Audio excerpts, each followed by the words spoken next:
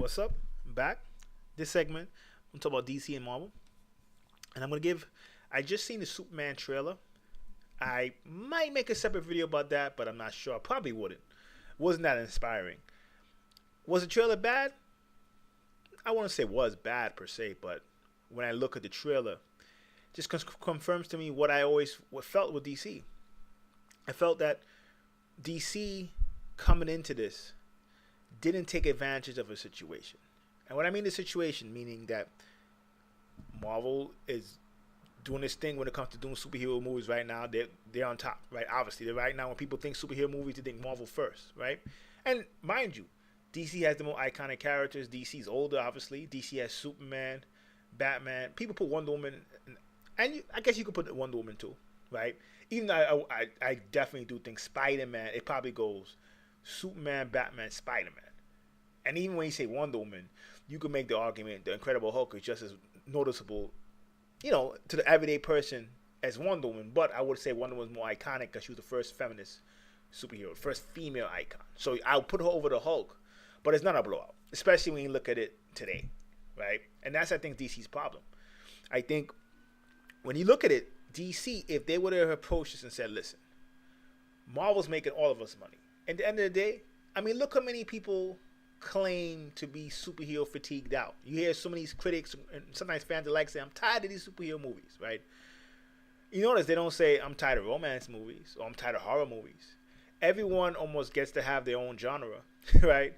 But because, for whatever reason, whether it's childhood, you picked on the geek in school, all of a sudden, comic book movies, we're not allowed to have our own genre, right? We're not allowed to be like, oh, well, you have horror, you have romance, you have action. No, everyone can have their own stuff. No one that says anything about that, and no one's fatigued out of that. But when you have superhero movies, people are fatigued. So there's a natural bias when it comes to the mainstream community dealing with superhero movies.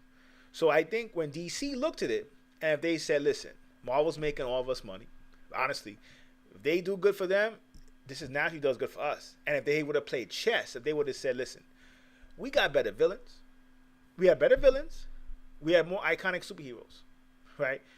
In the long term, Marvel cannot beat us. And I'm saying this as a fan of both, but I'm more of a naturally a Marvel fan. I would say on the screen, long term, Marvel cannot beat us. We just play it. We play our position.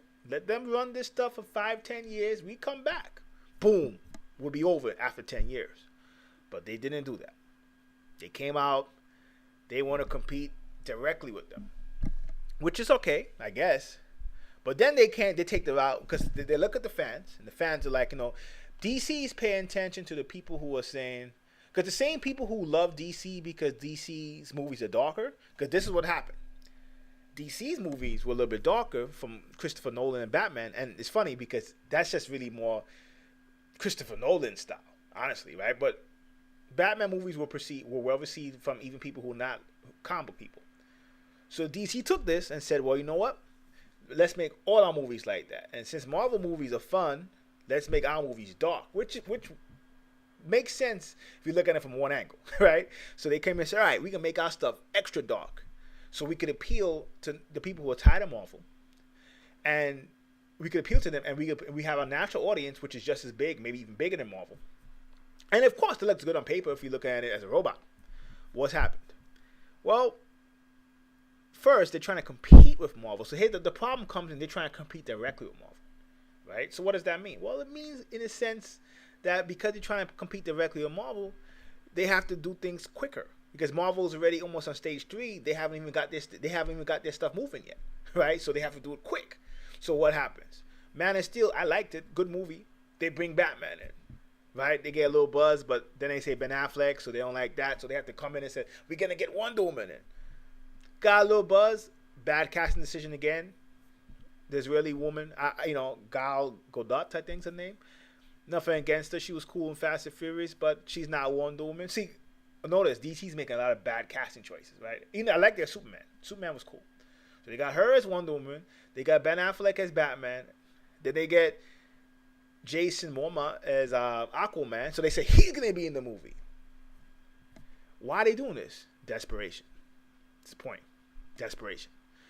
Desperation and the fact that when you really look at it, DC is owned by Warner Brothers, Marvel's owned by Disney, both corporations.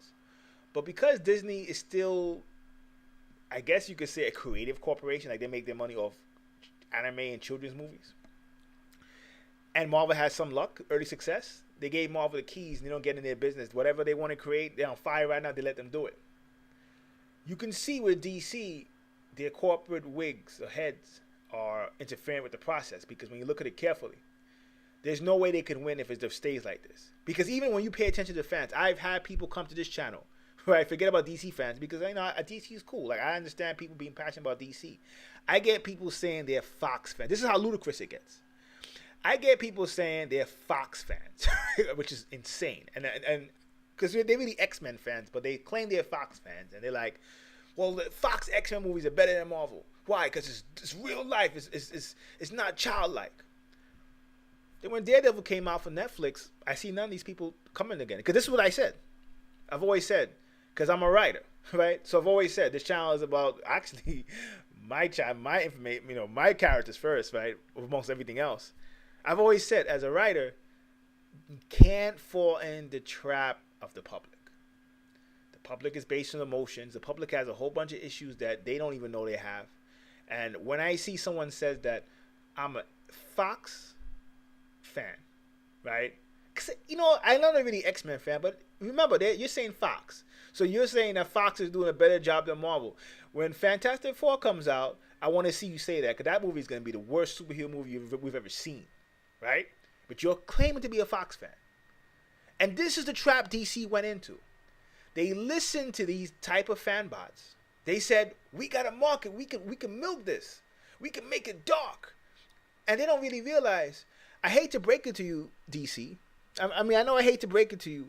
For instance, in the urban areas, in the hood, right? Even amongst hip-hop, if you've seen people like comic books, right, in the urban community, for the most part, tend to be Marvel. Why? X-Men. What are X-Men about? Mutants. What was mutants? Well, it was about people who were persecuted, which fit minorities, right? So they naturally gravitate towards that, right? DC, you've had Metropolis, Gotham. You've made up your whole fictional universe is not even made up of real cities. Let's keep it real. Your whole fictional universe is not even made up in real cities. Let's keep it real. It's not. Right? At least Marvel and them, Manhattan, they didn't make new cities up. Right? Your foundation is actually more childlike than Marvel. Your foundation is more based on the imagination. It's more based on keeping it fun. Your characters are far more powerful than Marvel characters. Your characters, you have Lord Spectre. He'll come in, and in Marvel DC, when they clash, he was talking to Galactus, right? In DC, a version of him had his own comic book. Marvel would never give any version of Galactus their own comic book. Why? Because DC characters are just more powerful. When DC made their characters are just ultra powerful. Their characters are not really based in reality, which is cool. That's not even bad. But when you try to come and reverse that and try to go dark, a lot of times darkness is more based on the law of reality. So when Marvel had their Netflix and they said we're going to make it on the streets, that's dark, to be honest. That's the difference. And to be honest, the darkness is dangerous because you can't really make every movie dark, right? Honestly, you can't. Like, you can't, if you're making a whole universe, you can't have every movie as dark, because then there's, like, if every movie, like, let's say, for instance, every movie is going to be the end of the world. But a 6 end of the world movie, you're like, I'm not really feeling that anymore. How much times am I going to get pumped and get scared to say it's the end of the world? So I think they didn't really play good chess. I could blame the corporate heads, but I always blame their fans, because I actually saw the insanity in DC fans when I saw Fox fans. When I saw that people were claiming to be Fox fans. I could see X fans, but Fox fans, right? And I realized that, people just hate to hate. Like, there's not even anything logical about it, to be honest. They just hate to hate. And you see that, right? And you can't react to that when you're writing and when you're creating. If DC would have came slow like Marvel did, Superman should be in his own. Batman should be in his own. But again, the foundations are messed up. They're messing up the casting. Like, their casting has been the worst. Like, when you seen Sony have Jamie Foxx, right? Marvel will never put Jamie Foxx in the movie. Casting is very important. And then they're messing up because then their TV shows, like to me, their CW shows, Flash and Arrow, excellent. But they're making their show, the TV universe separate than the cinematic universe, right? They're making the TV universe separate than the cinematic universe. And then a lot of times, why? Because they don't really have the confidence in their characters, the actors that they're putting on TV for them to be in the big screen. Where I could guarantee you, I promise you, you will probably see some of the Netflix people that Marvel's picking for Netflix. You will probably see them on the big screen, if eventually. A few of them. Why? Because they have more confidence in the characters being able to do that. So when you look at it from every angle, from the casting, from the versatility, because their Netflix is going to be dark, they keep their movies light. When you look at the fact that they can actually, I mean, come on, these guys got DC hired Will Smith, like they just make it every single casting has been terrible. Superman has been cool. Harry Cavill, he's cool. He's cool. Like, I'll give him that. He's cool.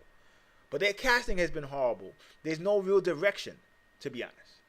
And I think when you look at it from a certain angle, really, if it's gonna be for superhero fatigue, it's gonna be from DC. It's gonna be from when they insert themselves. Because at least Sony got smart. Sony said, let's make a deal with Marvel. Fox should have did what Sony did. And I'll probably handle them in a separate video. Fox sure did what Sony did. Fox didn't. And Fox, you can look at Sony as just as big or maybe bigger than Fox, and they made a deal, and Fox is just going at it. Why? Because they listen to these fanboys who telling them X movies are great. Right? The fanboy is not looking at the long term. X movies are great because really Hugh Jackman. Let's keep it real, and he's not going to do it for long. You can see he's kind of like, I'm almost done. When he pulls out, and I think Jennifer Lawrence says she's not going to do Mystique after this one coming up, so you can see it. Their stuff is going to be a disaster. I mean, they have the actress playing Sansa on Game of Thrones. She's going to be new Jean Grey. I mean, that's embarrassing. I don't, none against her. That's embarrassing, to be honest. Right? But you can see the X movies, they're going to be in trouble. Right? You can't listen to fans at times. You could take suggestions from fans. You could take critiques from them. But if you allow them to dictate your creative process, you're in trouble. Right? You let them assist your creative process. But the average fan has a lot of issues, to be honest. And when I even seen sometimes some bloggers or internet people saying ways DC can come back in the game, DC can't come back in the game. Tired to say it.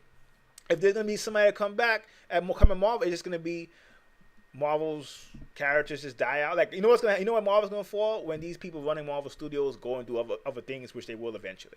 Then they have new people come in, and obviously when new people come in, probably they're going to take a dip. But it's not going to be DC, because what's going to happen with DC is when they keep rushing and they're making this, remember, they're corporate holders, and Warner Brothers, when stuff doesn't happen the way they want to, they pull out and say, we can do other movies. Warner Brothers is not like Marvel. See, that's the thing. Warner Brothers is not like Marvel or Disney. They have so many other movies, so many other ways they can do things. They don't need that. So I think for DC fans, if you really want to motivate DC, you should motivate them to have some common sense, in which I guess you need to have some common sense yourself, because sometimes I look on the internet and I cringe at the DC fans' common sense. Their CW shows are excellent. They want to come back, bring those stuff to big screen. But again, they're making them separate. So when you see the excitement that Marvel fans have over Netflix and Daredevil and the stuff to come, you don't get that same excitement for DC. That's my point. So, till next time, peace.